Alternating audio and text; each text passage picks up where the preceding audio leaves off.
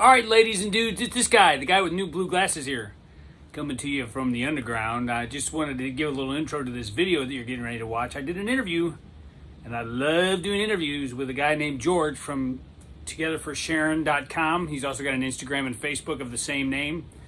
And his mom passed away with Parkinson's disease or from Parkinson's disease. And so he doesn't have it, but what he's done is he's set up a whole page, a whole network really of people showcasing their stories with PD and hopes to one day get a cure in our lifetime and just to raise awareness of the disease. So he's a really engaging guy. I think you'll enjoy the interview. And as you know, I love talking. I love talking about myself even more. So stay tuned. Hope you like it. Peace and love from the underground.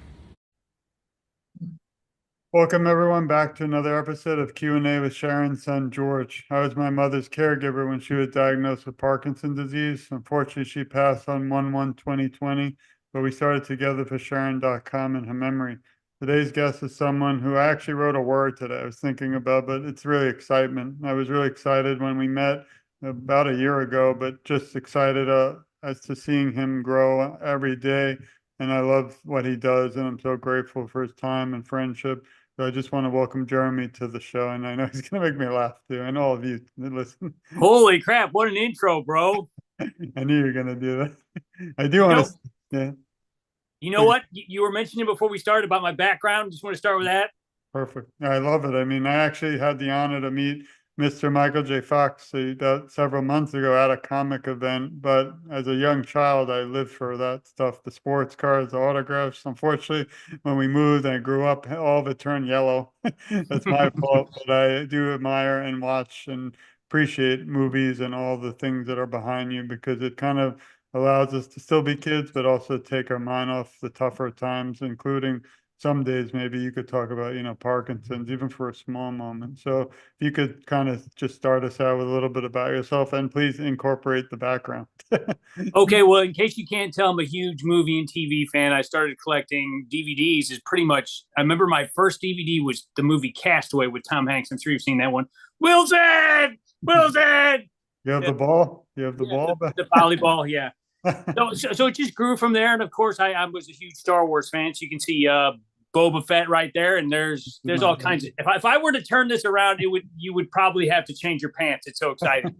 I also like your shirt. Is that Jurassic Park or am I wrong? Yes, it is. It's probably one of my favorite movies of all time. Seen it more times than I can possibly count. My wife loves it too, and I know they're making another one. I mean, I love the first two, but now they're getting to number 7 or 8. It's getting a little overboard.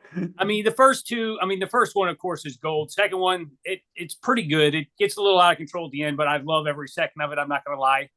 But I found out I had Parkinson's when my son was 8 months old, so I knew something had been wrong for quite a while. And I could go to the movies all I want. It wouldn't go away. I remember sitting in the movie theater and my hand would go numb, and they thought it was MS and it was a long journey. But he's now 12, and my wife is able to work at a good job, and I'm on disability now. But I love life. I love movies. I love music. I used to play in a band. I can't do that anymore, but I still got some old tracks that I put out. In fact, one of the first things on my YouTube channel was my music, even before Parkinson. So yeah, I think I'm a pretty interesting guy. I mean, I've been told I'm weird, strange, a little odd, but I consider all those things compliments, George. I agree. I don't think you're weird. And if you are, I'm joining right by your side because I love, again, all you do. And I think that it's incredible because you not just inspire me, but also seeing your excitement for these things like the shows and things really opens up a world for other people who might be kind of feeling alone and maybe just need that entertainment or even, your show or just Boba Fett to try and forget the day because here's my favorite character too. So. Yeah, in fact, I got a little Boba Fett section over here with his. Oh, wow. I'm gonna little Star Wars trivia. Do you know what his ship was called?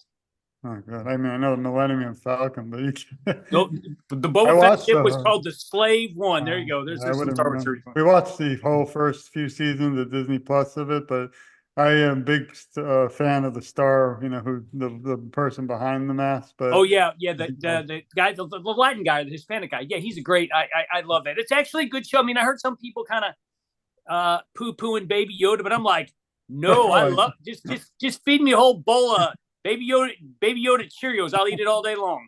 Well, if I had a room like that, mine would be covered in Game of Thrones because that's one that I cannot. Oh, I think I've watched it 11 times, literally the first series. The new one, I'm not as a big a fan, but we did watch. But there's nothing like Game of Thrones for me. the red wedding scene blew Uh, my. If I had hair, it would have fallen. It would have fallen out.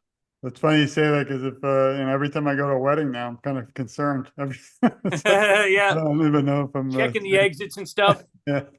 But I wanted to also now kind of shift a little to, you were mentioning, and I'm sorry again, we send our love to you and the whole family because, I can't say I know what you're going through in your journey, but we can say, through my mother, what we went through.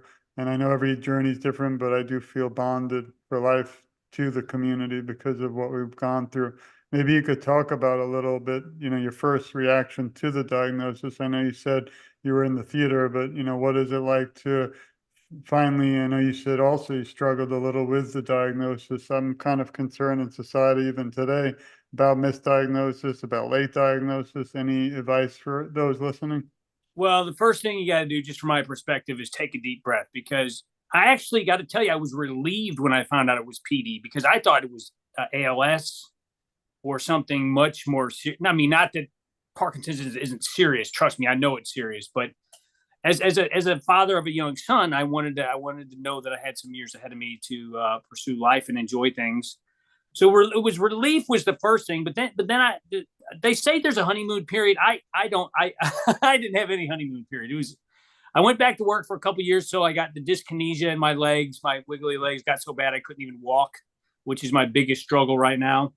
Um, but I would just, for people newly diagnosed, take it from somebody who's been there and going on almost 12 years.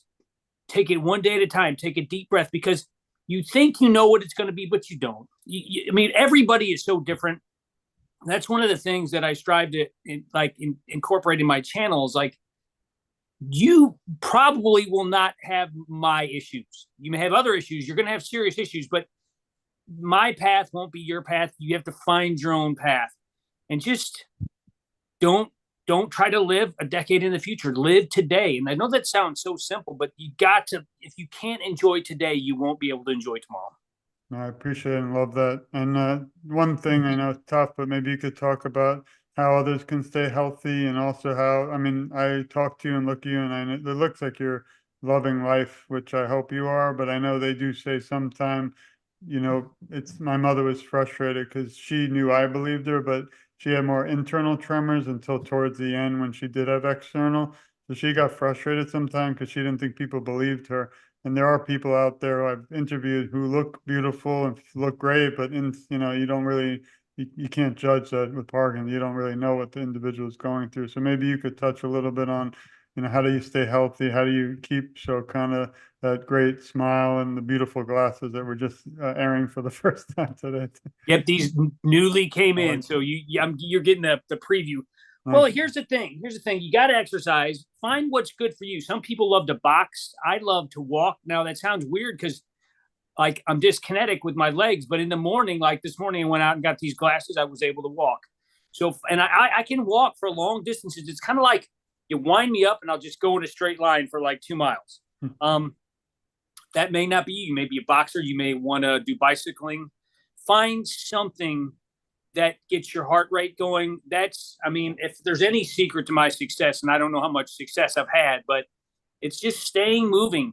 I do yoga in the morning, just kind of meditate. I'll just lay down, do some poses. Trust me, I'm not going to film those. You don't want to see my yoga poses. I actually had requests. I'm like, no, no, no. But yeah, just find something that you love to do, that you can do. And as far as what people think, I mean, that was the hardest thing for me to get over is like when I shake. Like the shaking is easier to deal with in public than the dyskinesia because I think people automatically equate shaking with Parkinson's, where if you're having dyskinesia, they might think it's a seizure or something much more serious. So yeah, I mean, I probably got off track of your questions there, but yes, that's my advice. I appreciate it. And Oh, then I know what I was going to say. Not sure. everybody can be as beautiful as me. That's important to break through the show and not forget. I love it. My mother did have that. Unfortunately, I remember the curling of the toes was very frustrating because, Yeah. you're sitting there and you just want to put socks and shoes and just can't happen that day. And it was frustrating, especially for us. I'm honored that we have TogetherForSharon.com and that we don't accept anything at all. Like I will not allow money or anything. I just do it because I want people to never feel alone like I did as a caregiver and my mother did. But there's such an incredible community out there that we weren't aware of that, it's too late for us, but not for so many out there still fighting. I wanted to now turn to something very important that you kind of mentioned, and that's your YouTube. But before that, I do want to thank you, and you might know this young starling, beautiful man. Who's that guy? Holy crap. That dude's sexy looking. Well, I have a funny story for you because I wanted to reach out a while ago and I'm like, I looked at your picture and then looked at this picture. I'm like, this is not Jeremy. Maybe this too Jeremy. And then I spoke to you. I'm like, that's Jeremy. That's you. Just you had a hat and but I love this picture with the motorcycle, the badass here. But That was my pride and joy. It was my Suzuki Boulevard. beautiful. It was a beautiful bike. I couldn't afford. I didn't have Harley money, but I put a lot of miles on that bike. In fact, that was a trip with my best friend Adam. You can see the camera around my neck. Yeah. And we went to see Jay and Silent Bob, if you know who they are, Jason Mewes and Kevin Smith, in Kansas City. And we drove the bike across the state lines, and we almost ran out of gas once. Which I got to tell you, being in the middle of nowhere on a motorcycle without gas would be frightening. But that was my the EV motorcycle. Do they have that yet? That's even more scary. I don't know. I sold my bike after I started getting the dyskinesia. It was one of the hardest things to do. But I also had a kid. I don't need to die on a motorcycle. That was when I first got diagnosed. There was this weird part of me. I've never really said this anywhere, but there was this weird part of me that thought, and this is where your brain goes. Maybe it would be better if I died on my motorcycle. Go out in a blaze of glory. But I'm glad that didn't happen. But that was my clean shaven face for years. If you see younger pictures of me, I've got long Jesus hair and a Jesus beard. I finally admitted I was going bald, and I shaved my head, and I said, "Screw it, let's just shave my face." But I actually think I look too much like a baby there. I'm not a badass. That dude would run. He would run so fast from a real biker. I'm glad we're not reenacting Ghost Rider here because I'm glad you're also with us. That's not a scenario that I wanted to hear, especially for your family and your family with me now. So we need you here in this fight. I do want to tell everyone if you go to togetherforsharon.com for free again.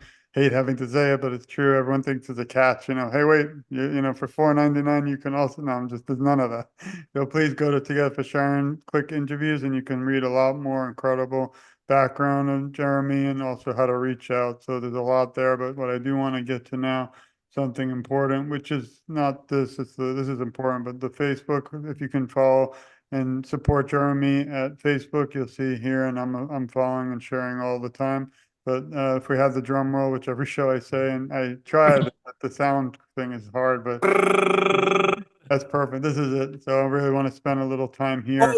Roll. I wanted to know first before you get a chance, I'd like you to talk a little about it, but what inspired you to have a YouTube channel? I'm impressed with the subscribing number. I subscribed today. You can subscribe back to us, but we started something I think you might have heard of, and I hope you don't mind. I put one of your videos today, but I call it Parkinson's. It's the connections, and basically my goal was to have everybody's YouTube on one place, completely free, and not to get numbers or subscribers for me, but that everyone will come together and then subscribe to everybody in the Parkinson's community.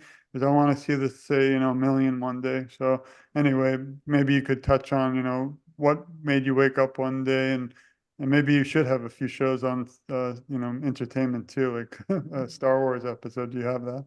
Yes. Well, what originally started it, I think by the Earl is Jeremy McDonald Music. I had some music I wanted to put out, but I think, I can't remember exactly when I started the channel, but I think I had Parkinson's and I was trying to get some of my music out before I couldn't do it anymore.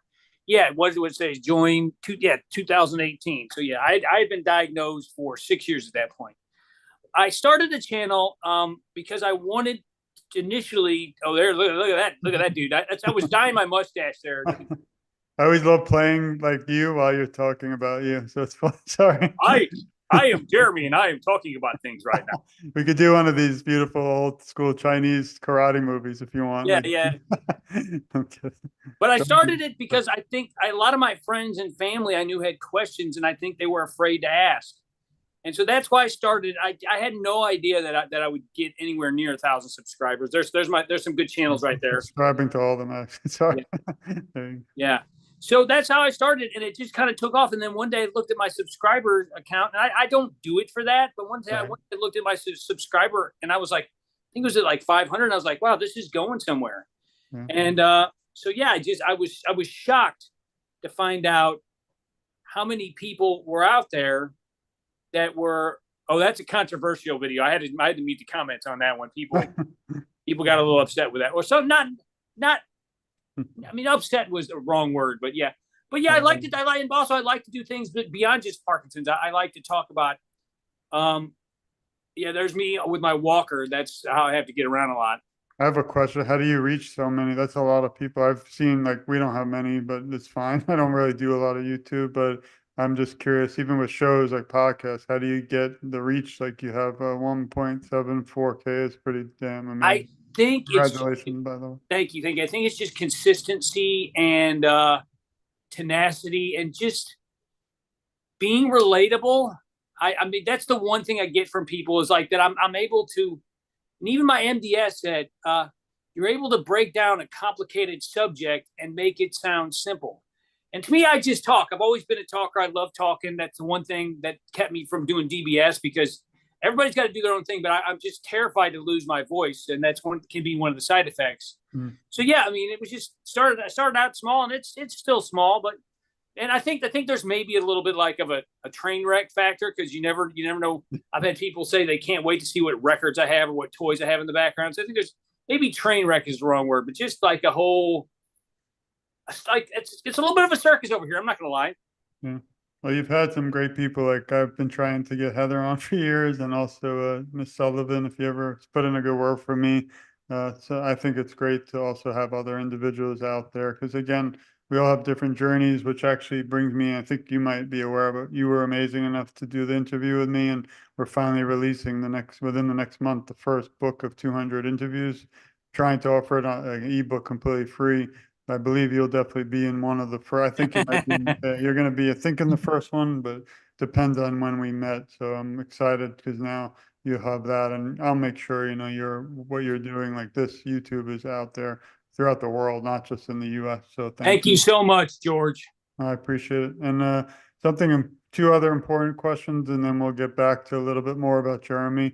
What's been the most troubling aspect for you in the world of dealing with Parkinson's? And also, we kind of mentioned it, but what keeps you motivated to keep fighting? Because again, I think your encouragement and just talking to you today, your voice too, I love. Mine's not the most exciting, but I think it encourages people, and that's why I think we need the whole world to know about you. And that's why I'm not going to stop, whether people want me to or don't want me to, or do more until they know about you. Because I telling you, I wish I knew about you 7 years ago when I was going through. I have a feeling if I had given you a call, we would have done, like, we didn't have technology, even a FaceTime with my mom, the three of us would have been laughing a little. And that's all she would have loved because we didn't have that. We were really, I felt so alone. I knew there were things out there, but it was kind of hard because you have to juggle helping mom and then going to doctors and this, and then there's no time. So that's why I did Together for Sharon, and I'm not getting into the website, but I threw all the resources and people here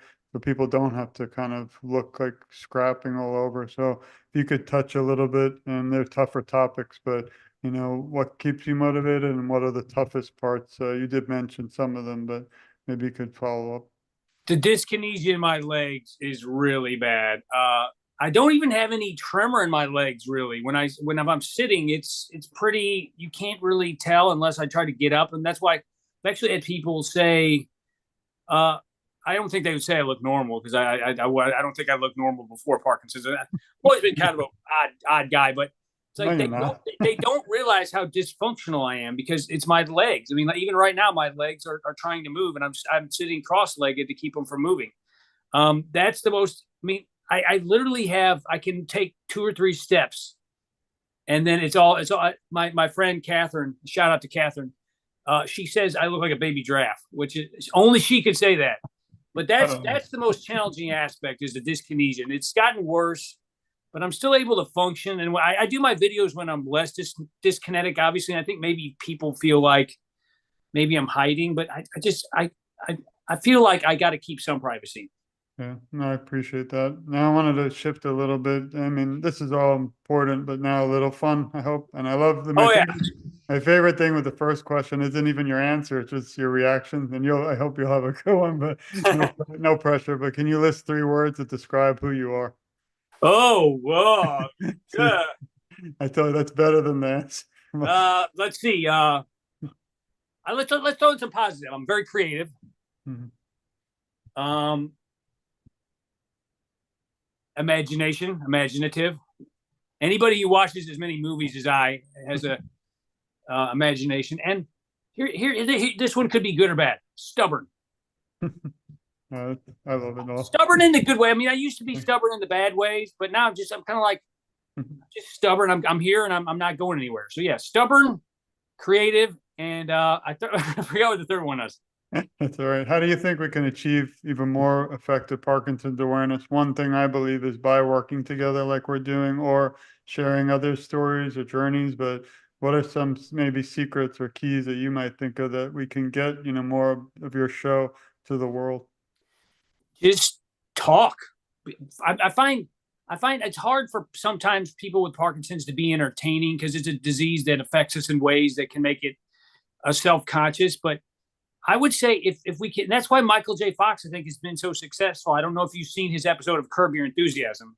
Mm-hmm. That's a great episode. Entertaining. Find a way to make people laugh. If you can make people laugh and smile and feel comfortable, they will come back. And maybe that maybe everybody can't do that, and that's not everybody's calling or whatever. But the highest compliment that people can give me is that I made them laugh. Well, you make me laugh today, and so thank you for Awesome. that. This is a good one. I don't know why I always say that, but I think it's good. Tell me if I'm wrong. But what is one moment or one most memorable moment that stands out through most of your work with awareness so far that you can share? Well, I don't want to name names here, but I did have somebody contact me, and I don't know if they'll listen to this. They might. Or we'll make sure They said that my courage in Right. in dealing with the death of my best friend Adam, who died 3 years after I was diagnosed. We were for friends for 30 years. That this person said that I gave them the courage to go out and visit their grandson's memorial out in the woods. It was like a accident out in the woods, and that moved me so much. I'm like, that something I said could translate to somebody tackling. I mean, let's face it, people with Parkinson's, it's hard for us to get around. Right. So that the fact that this person I gave them courage to go out into the forest and visit their grandson's grave. That really moved me. That's probably the most moving email I've got. Thank you. And this is an interesting question, not planned, but what do you think the causes of Parkinson's could be? I personally feel it's environment. It's just because my mother didn't have any other issues her whole life. She was only 69, but she had a beautiful home, but for 20 years she had mold and, horrible termites. So who knows what the heck they sprayed now. As we know, we think that could be a cause. And I know most pest people today, companies do not even enter the house. They only do the external part of the house, at least where we are.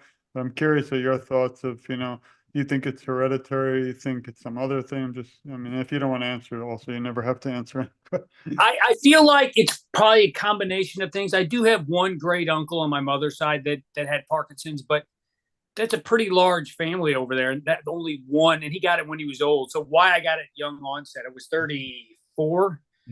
I would chalk it up. I did a video, but I would chalk it up to pesticides. I worked at a plant nursery when I was like 17 to 19, and I worked exclusively outside. And I think that the herbicide or the pesticides they sprayed on the plants. Right. I would be eyeballs deep in shrubs and bushes. And so that's kind of what, if I had to guess, that's what it would be. It would be the exposure to pesticides, that coupled with some extreme stress later on in my life. I think it was just a combination of things that. Without knowing, that's just my thought. Thank you. And the next question is important to me. It's probably the most important. I try in every show, even for a minute, to bring out the people behind the scenes. So the first area, there's two sections of this question, but who helps you during times of struggle? And I was a caregiver. What tips can you give those listening who are caregivers? Last one first, patience. You got to be patient. I'm sure you know it's a frustrating disease. Like this morning, we were having a little family kerfuffle because my son was being a little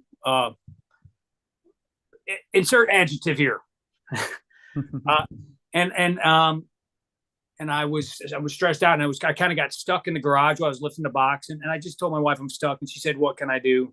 She didn't rush me or try to, because I was putting some stuff in the trash can. Just patience, patience, absolutely patience. And then what was the first part of the question?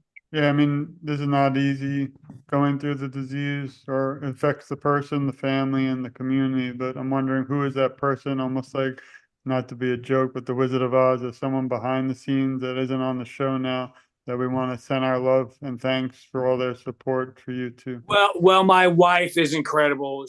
I couldn't do without her, but she's told me I can't be everything you need. I can't relate to you and to your disease all the time. So she encourages me to go in the Parkinson's community. And I don't want to name any names here, but we've mentioned some of the names in the past, like a few minutes ago. Right. And if I ever have a issue, I can call these people and they pick up. So you need somebody close to you, and then you need somebody that actually has the disease that may be actually in a different state or a different part of the country. That's my thought. Thanks. Because your partner can't possibly meet all your needs, right. with that. Yeah. It's also hard. We won't get into it, but when I was caregiving, I was a male, my mother is female, so there's certain things Yes. I couldn't do. So it's tough. Right. Is there something looking back, 10 years now, that you might have done differently, or is everything still the same plan as you, or is there something you might have changed? That's an excellent question. I've never really thought about that. No, I think maybe I would have got on an exercise regimen earlier. Mhm. I've always been very active. I mean, I used to skateboard. I can still, weirdly enough, get on a skateboard and roll around. I don't, because I'm almost 50. I don't want to break my tailbone. Right. But yeah, I mean, it's just it's a weird disease, and it's like you have to kind of take it one day at a time. And like I have symptoms now that I didn't have back then. But yeah, I think I would have just started more exercise, more varied exercise. I mean, I've always walked and stuff, but I probably would have started yoga and maybe some strength training a little earlier. I did go to rehab, like a physical therapist, but I probably would have like more intensely done it. Maybe done some boxing.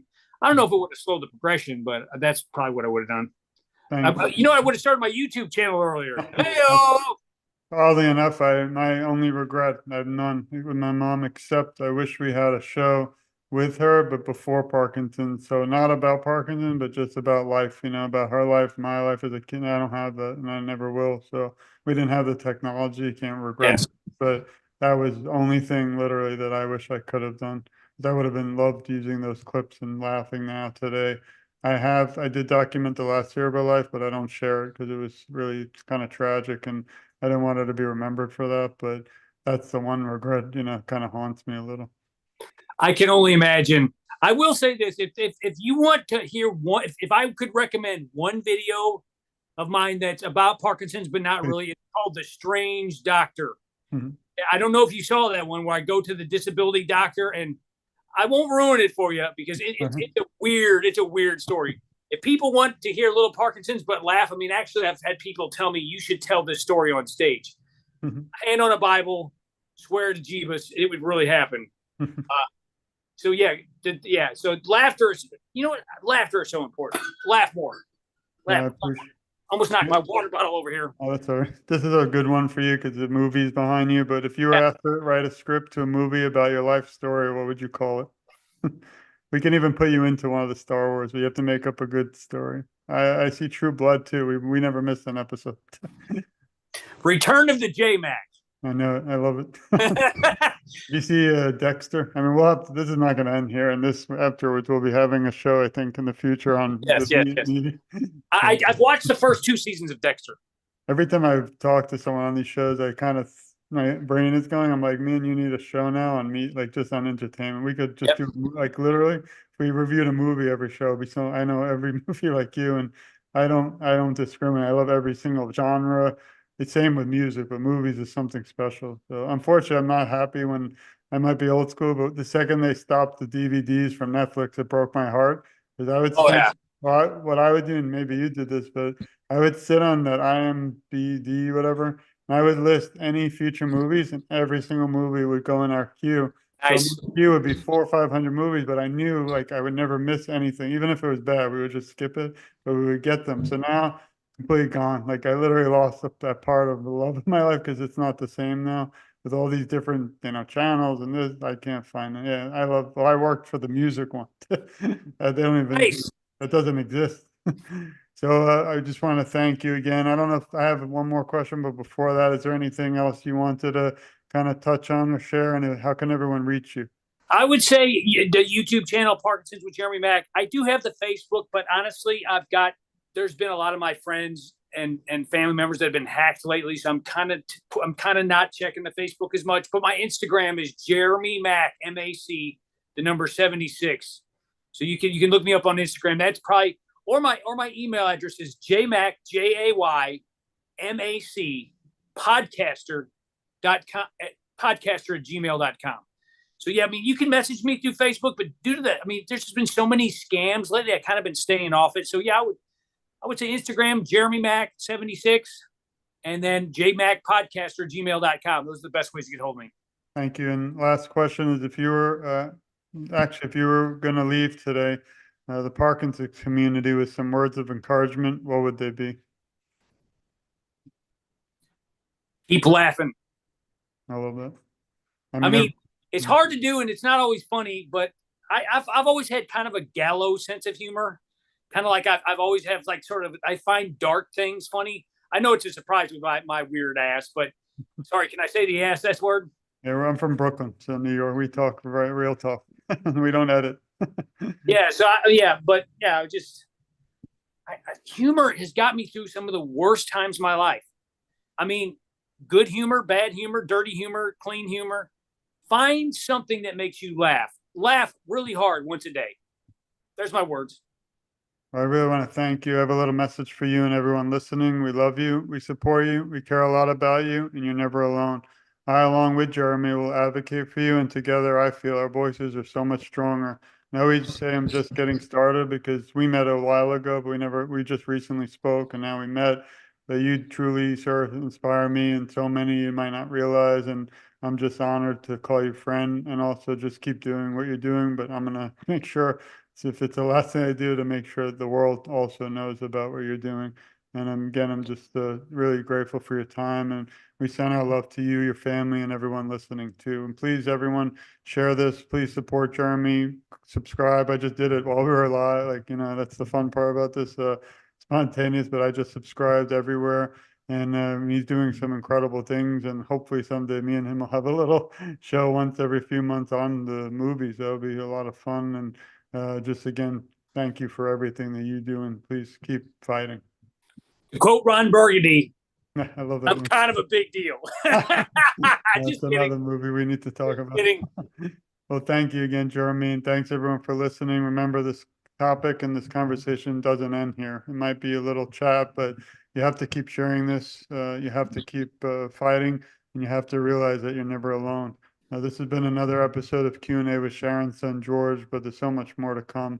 And I think that there's going to be a lot of great things. Like Frank Sinatra said, best is yet to come from Jeremy. So thank you again. A little Sinatra reference. Awesome. Yep. I love it. Well, thanks everyone for listening. Again, please share this, and we're sending our love, support to you, your families, and everyone out there. Please be safe, and we love you. Thank you.